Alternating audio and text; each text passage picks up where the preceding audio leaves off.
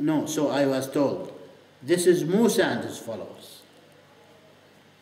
This is Musa and his followers. So the Muslims in the time of Musa were a big nation. The followers of Musa were big also.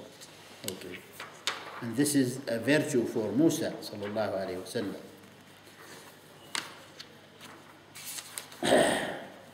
Then I looked again and I saw a bigger crowd than this crowd.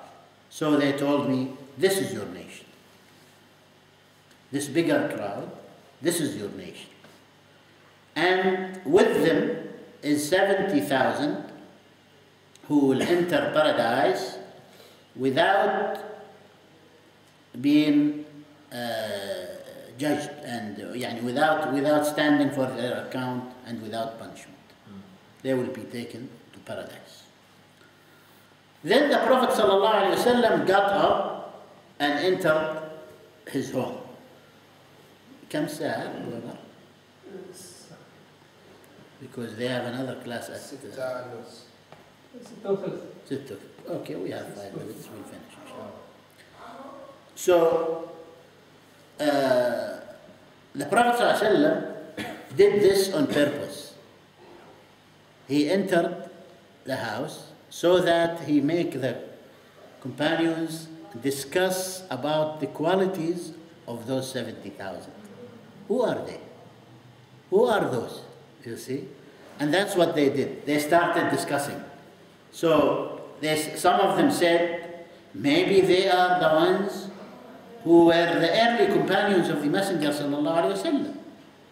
And some of them said, maybe they are the ones who were born in Islam and did not commit any action of shirk. And they mentioned other things. Okay? They mentioned other things. So the Prophet ﷺ came out. You see, he came out. And he did not blame them for argument. Why? Because their argument was in an acceptable way. You see? In an acceptable way, in a way according to Sharia. None of them shouted. None of them belittled the other. None of them said, oh, I know, you are an innovator, or you want to follow innovation, or you want to oppose the Sunnah, or you want to do this, or you want to do that. You cannot do this with your brothers, you see. You cannot do it, you see. So, when the Prophet ﷺ came out, they told him what they have reached. So the Messenger ﷺ said, they are the ones who do not ask for ruqyah, yastarqoon, and do not seek burning as a means of treatment, because they were using burning, you see. And do not fall into what they call now, not pessimism, but a form of pessimism. تطير, the Arabs used to fear some actions of birds. Huh? Superstition. Huh? Superstition. Superstitions are khurafat, things which have no reality. But tatayur from tayr. Tayr means bird. The Arabs used to look at the direction of the birds. If they were going this way, they say, that means the things are going to be very bad if we go along with our plan. Okay? So we should not go. Okay?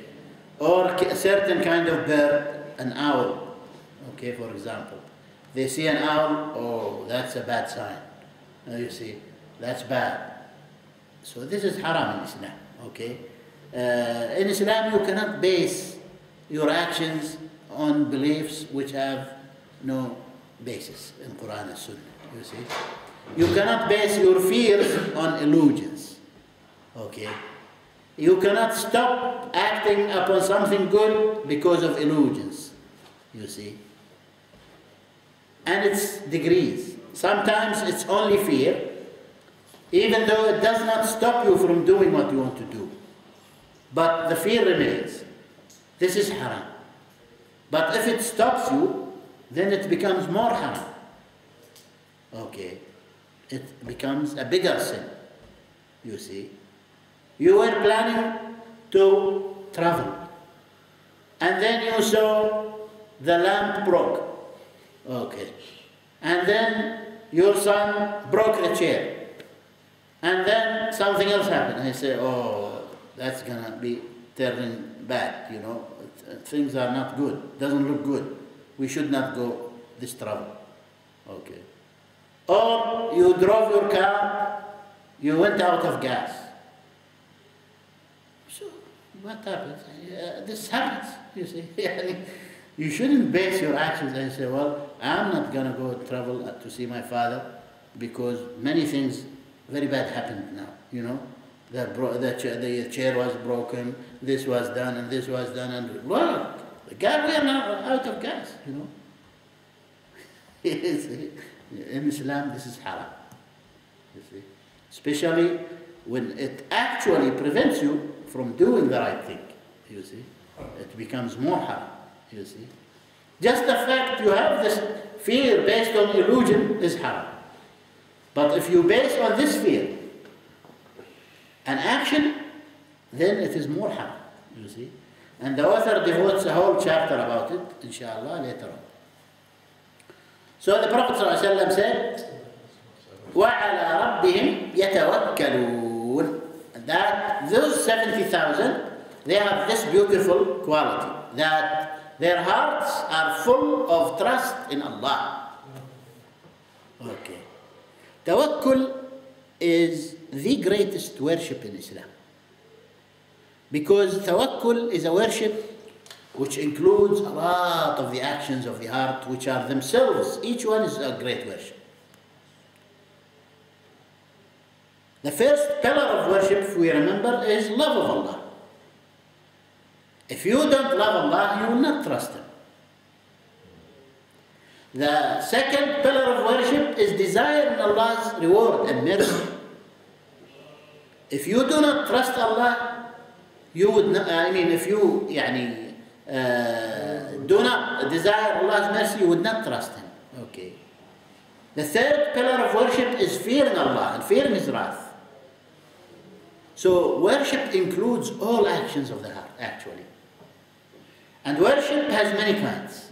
One is a worship which is trust in Allah. This is a great worship. Second is shirk, great shirk, which will take you out of Islam. To trust other than Allah subhanahu wa ta'ala in things which no one can do but Allah.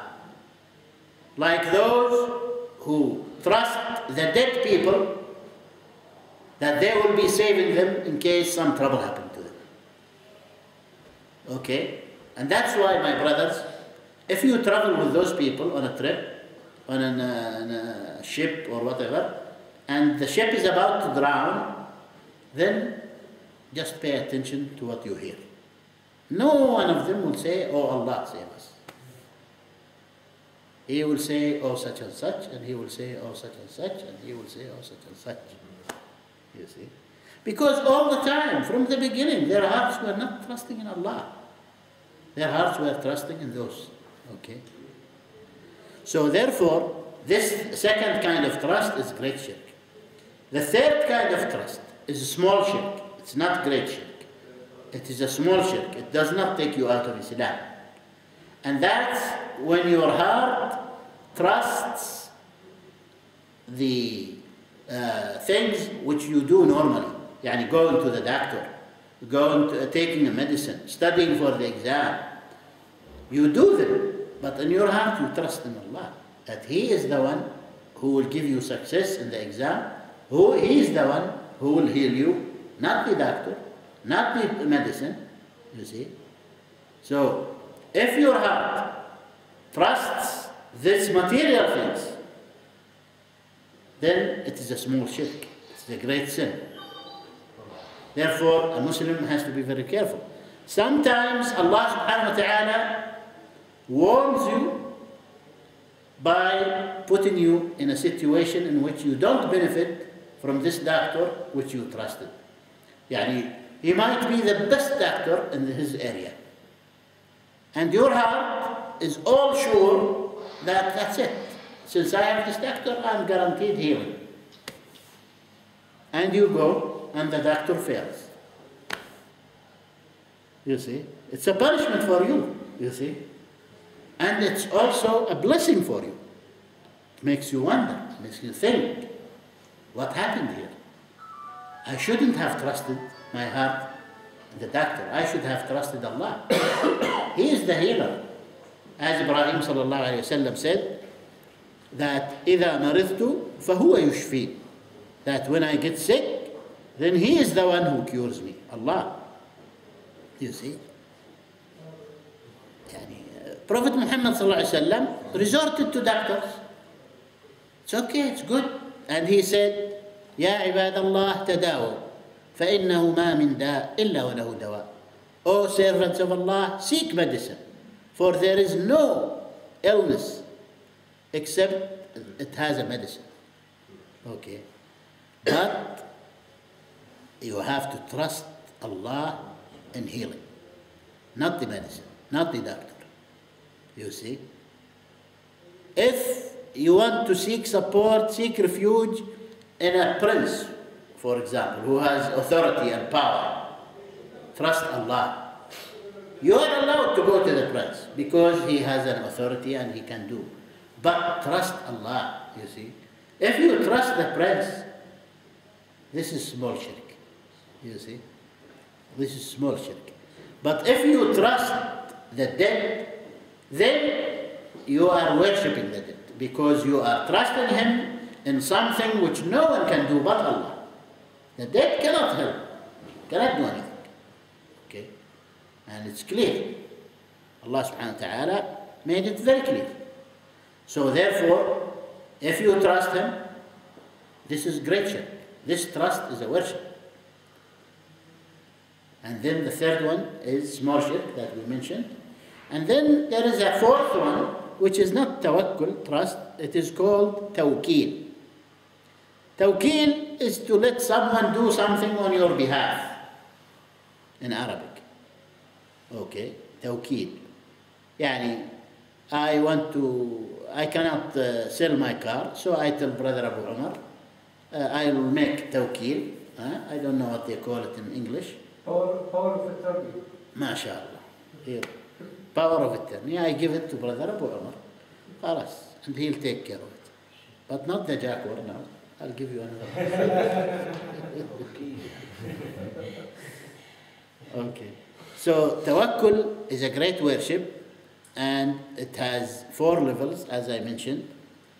And why did the Prophet ﷺ mention tawakkul here? Because all those actions, not seeking others for ruqya, not seeking burning as a means of cure, all those actions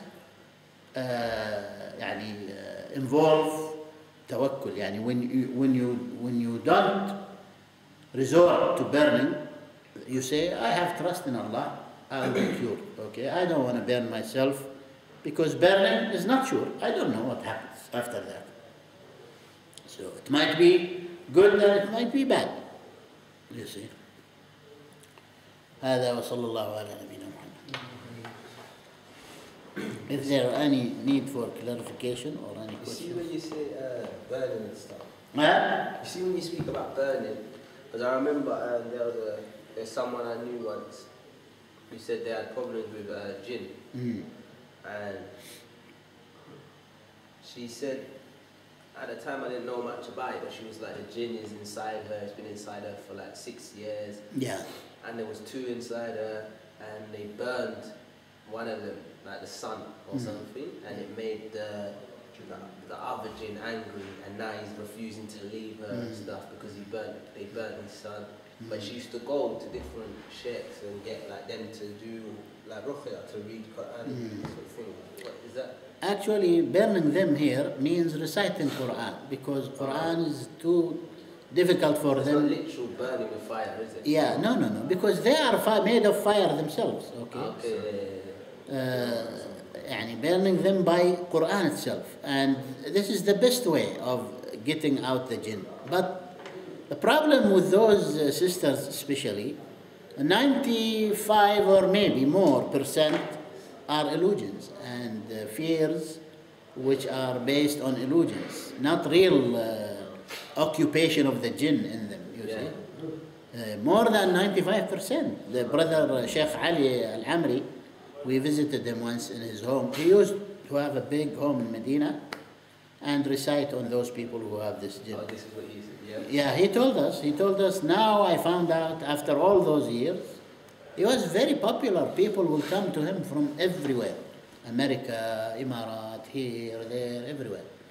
He said 95% and more are illusions based on false fear, you know. He gave a lot of examples. And he said once a woman came to me and she started acting like she has a jinn inside her and she was shaking and all this. So Sheikh Ali said, I told her, look, I'm going to say something now. So he started mumming, you know, words which has nothing to do with Quran. Just, you know, any words, you know. And she started saying, ooh, and she fell down, okay? Shush. So he kicked her, he said, get up, there is nothing with you. I was not reciting Quran. So what's wrong with you? No, I mean, it happens, right? It just happens. Even people who are sick, sometimes the doctor would give them a medicine with sugar. Yeah. It's called a placebo. Yeah. And just a test to see whether it's a mental thing or they are really sick. Right. After taking this medicine for some time, they come back and say, oh, I'm What about it's not even a medicine. on YouTube? I see some like they're sitting there, and I don't know. Some of them I find hard to believe, but it's like sitting there and they start moving and they start speaking. But they say it's the jinn speaking. This is normal. Though. Yeah, it can happen. Yani, we don't deny that jinn can enter someone, but it is not that common yet. It shouldn't be taken as that common, because Allah says in Quran to the shaitan that you don't have a power over the faithful. You see? The faithful you don't have a power over, you see. And the Prophet ﷺ says, any house in which you recite Surah Al-Baqarah, shaitan cannot withstand to be there. Okay. So if you are a Muslim and you pray and you recite Quran, and this, you are you have nothing to fear. Okay? It's only in dirty and filthy places where no one is praying, all music, all this, all that. This is the place. What's the sign of someone inflicted by evil eye happens a lot. Yani when someone... I was reading that it was saying you can give evil eye to your fellow brother or sister without even knowing. Not only to the brother, but to yourself sometimes. When you wonder about something without remembering Allah, then you are subjecting yourself to an evil eye. Whether it's from your brother or from yourself. And this happened during the time of the companions. When some companion said to the other, oh, your skin is so nice looking, you know. So he forgot to remember Allah and praise Allah and say, yani, may Allah bless your beauty or something like this, okay. So the man got sick in his skin and it changed color and all that, okay. So the Prophet ﷺ got angry. He said, why one of you would kill his brother? Why don't you remember Allah? When you are yani, astonished of something, mention the name of Allah. Mention the remembrance of Allah. Remember Allah. You see. Some people have more evil eyes than others. They cannot just stand to see this brother have a watch like this, for example. Oh, why don't I have it? Okay. So when they say something, it's because of their evil hearts, you see. He has it and I don't have it. Who is he? You know? Yeah, and this is very bad. This is called envy in Islam. This is called envy. You know the hadith for the Prophet ﷺ where he said, evil eyes can take a man to his death and a camel to his pot. Yeah. What does the camel to his pot mean? Yani, I don't exactly remember now the hadith, but evil eye sometimes can drop a whole airplane. I remember a brother who said, I saw it by my own eyes, he said. He said, someone whom we used to call, you are an evil eye person. Everyone was thinking of him as an evil eye person. Okay. Yes. One day he looked at an airplane coming and he said, look, oh, how this airplane is, or this. And he said, just a second after that, the airplane came down. You see, in front of them. Yeah. So this could happen. But evil eye is the result of envy, bad hearts, and also not remembering Allah subhanahu wa ta'ala. When you say something, when you are astonished at something, then be careful, The fact that you love this person, maybe he's your son, you love him. But you can give him an evil eye sometimes, you see. You can give yourself sometimes.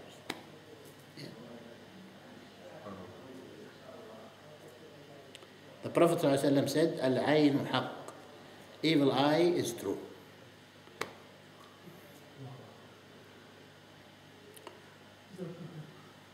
Another presentation. هني ها؟ فخلنا نصلي بسرعة. يلا صلي.